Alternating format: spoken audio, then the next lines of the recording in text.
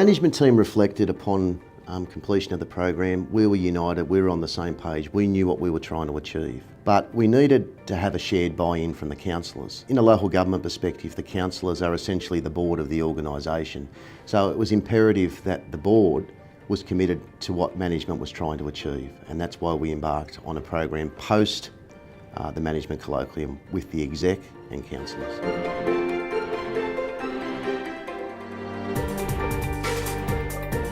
Often you'll find that elected officials are driven by different motivators to what staff are, and they have to represent constituents, and they're not bound by the same framework in terms of performance management that staff are. So it was no good to have a management team that was committed to the program, communicating, taking direction from a board of elected reps who had no understanding of what the colloquium was all about. So it was about trying to get some shared learning, some shared understanding of where we were going.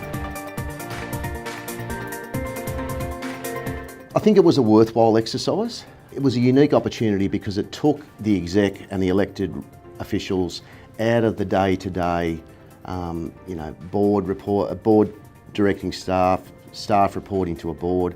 We were able to just sit down and have some open and honest dialogue about issues that we saw as a collective and agree on some unified strategies in a dignified way to move forward.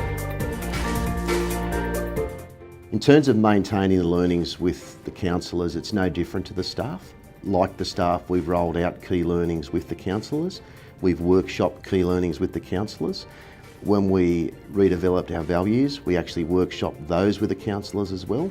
So we've just tried to continue to take them on exactly the same journey as we have with the staff. In terms of the value of the workshop with the councillors, the colloquium with the councillors, I think that it gave them a fresh understanding of what management is trying to achieve, how management tries to achieve that, and underpinning all of that, some of the key behaviours that we need to hold ourselves accountable to make effective decisions as an organisation.